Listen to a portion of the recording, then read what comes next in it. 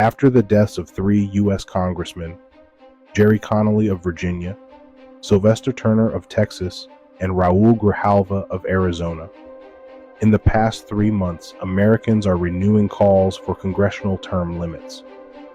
Connley, 75, served in Congress since 2009. Turner, 70, had just begun his term in January 2025. And Grijalva, 77, had been a representative since 2003.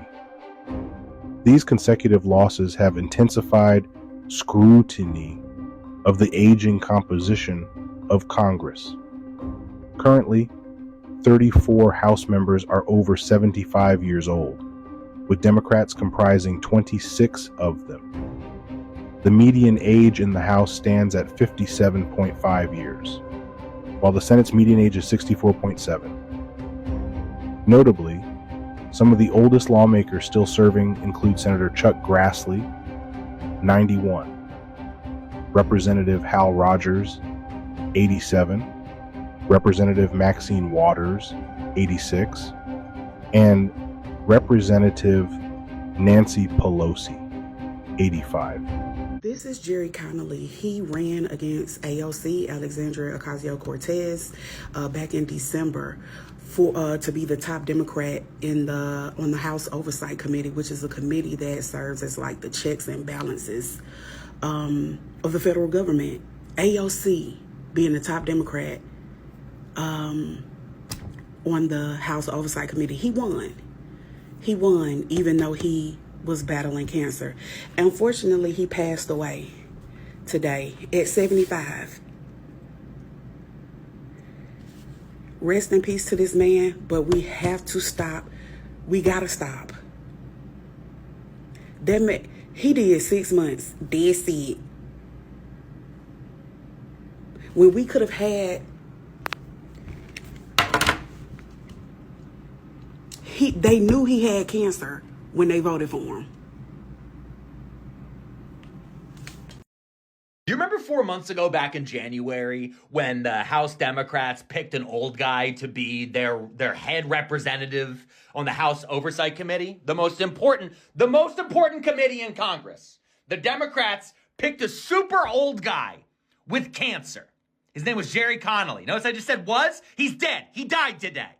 He died today. They had a choice between AOC, a young, vibrant member of Congress who knows how to communicate using the internet, knows how to format a PDF, knows how to complete fucking sentences, or they had an old man who was 75 years old and riddled with cancer.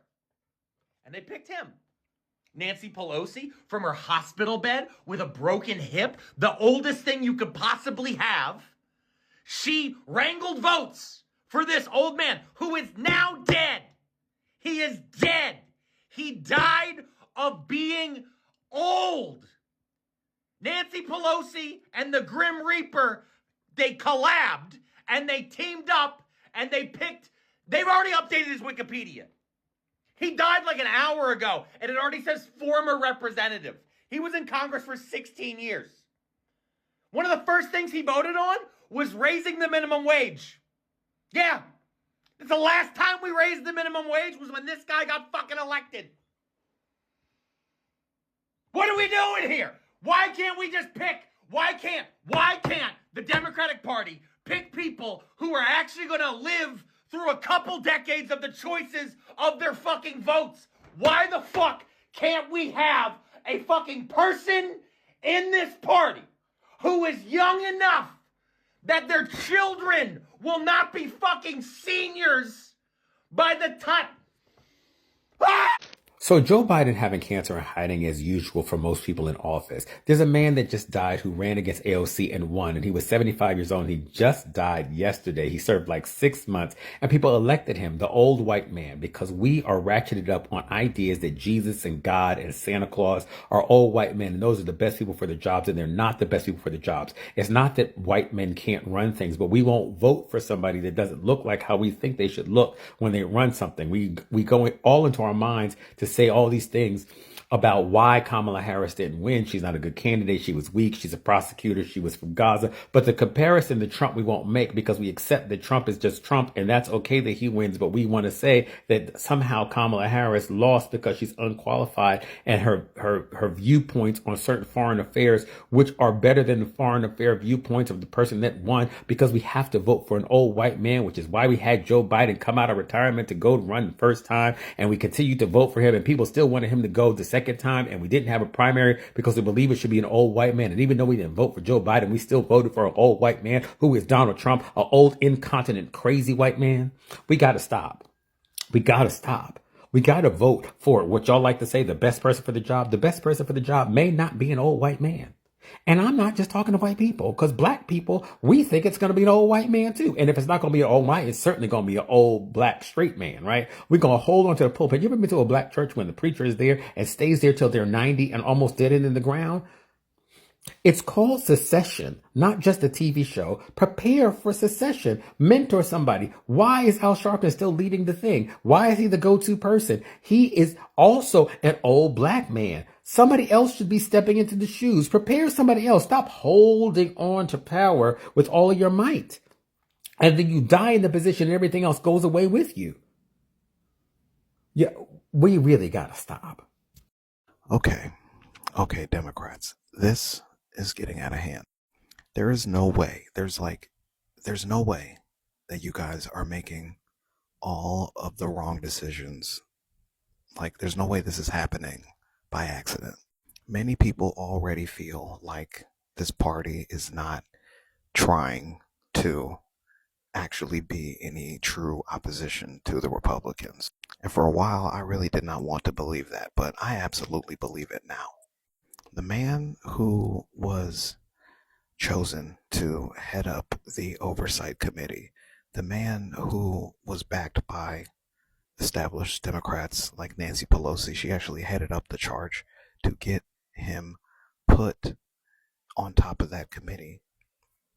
He has passed away now.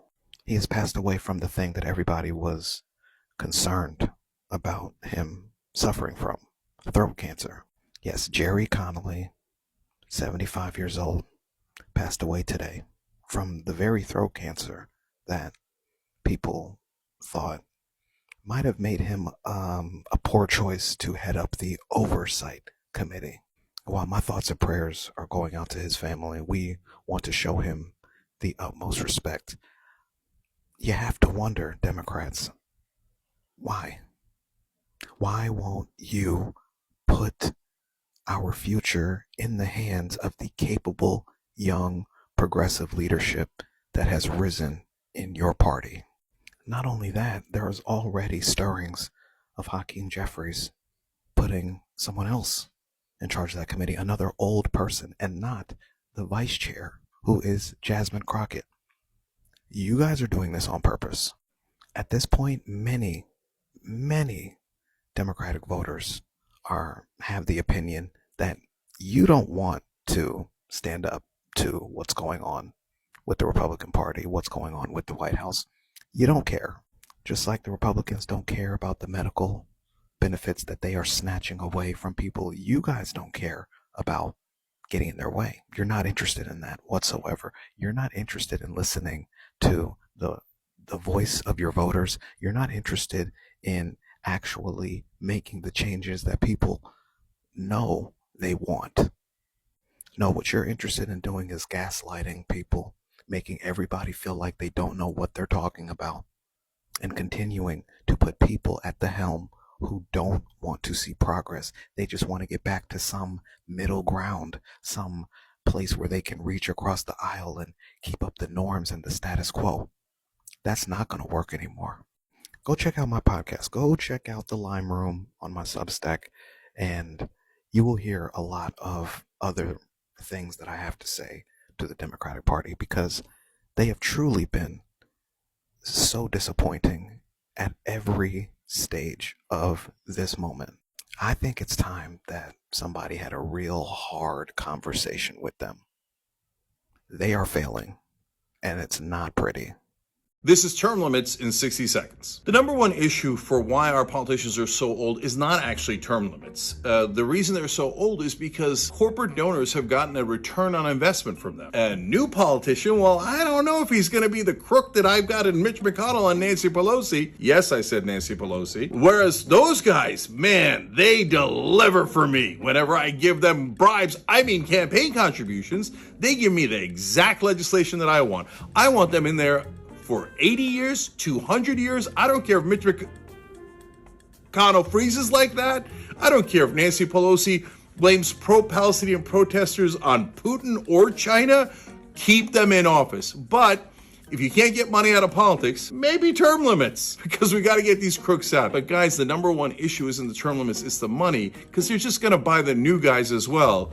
And then when a new batch comes in, they're going to buy them too. End the money in politics. So Axios is out with some new reporting that shows that of the 30 Democrats that are 75 or older, more than half of them plan to run for office again. And whatever your opinion on this whole David Hogg thing is, on this, he's right. The old people gotta go. And I've also seen videos of people criticizing David because he's calling out the party and not focusing on the good things they've done. And I'm telling you right now that this is the time when we criticize. This is the time when we push for people in primaries that closer align with our values. Like, I was Joe Biden and then Kamala Harris's #1 fan, but that's because I actually know how elections work, and I know that just endlessly criticizing your presidential candidate 6 months before an election is just kind of pointless. But we just lost an election, so there needs to be criticism of the party. And being critical of party leadership failures in 2018 helped get a lot of our young talent like AOC elected. Not all Democrats are the same, and I am proud to be the only Democrat in this race that rejects all corporate money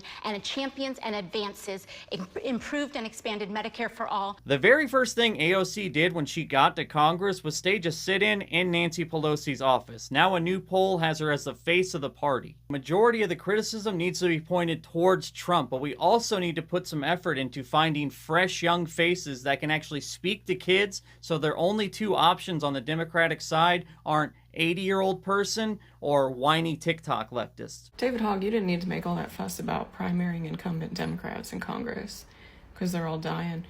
So now show me a Gen Z candidate that doesn't have the same energy as the most popular kid in band camp. Because I haven't seen one yet. They all act the same.